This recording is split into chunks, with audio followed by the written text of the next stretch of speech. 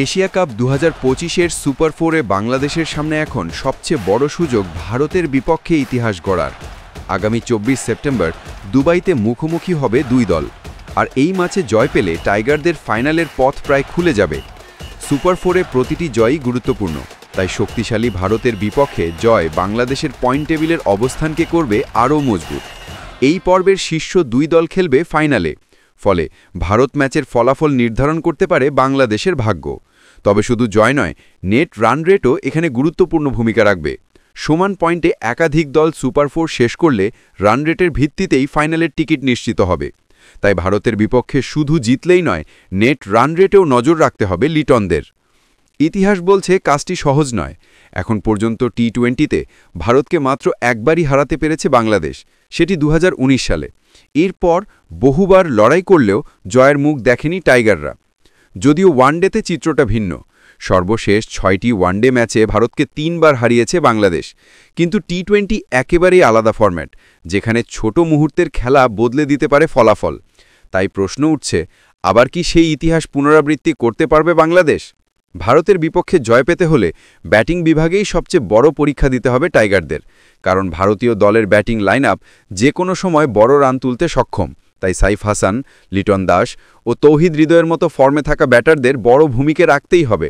Saif হৃদয়দের ভাগ্রাসী batting, লিটনের অভিজ্ঞতা ও middle ওভারের নিয়ন্ত্রিত খেলা বাংলাদেশের রান তাড়া বা বড় স্কোর গড়ার ক্ষেত্রে হবে মূল অস্ত্র।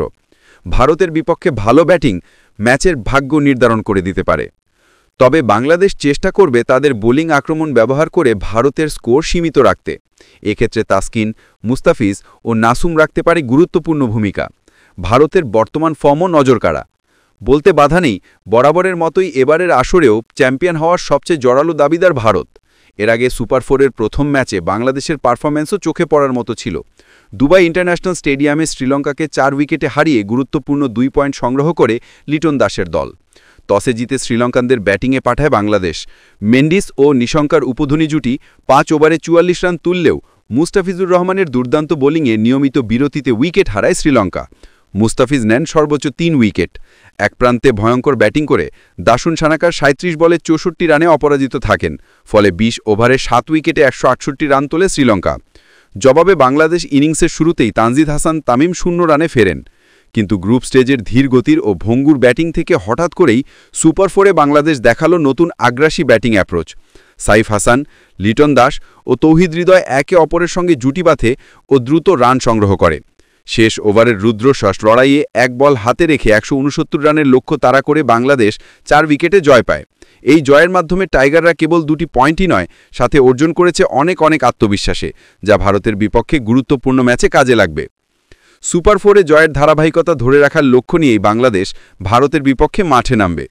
শ্রীলঙ্কার বিপক্ষে এবারের আসরের সবচেয়ে বড় রান তাড়া করে জয় পাওয়া টাইগারদের এই আগ্রাসী ক্রিকেট ভারতের বিপক্ষেও দেখার অপেক্ষায় থাকা গোটা জাতি একটি স্মরণীয় ম্যাচের প্রত্যাশা করতেই পারে।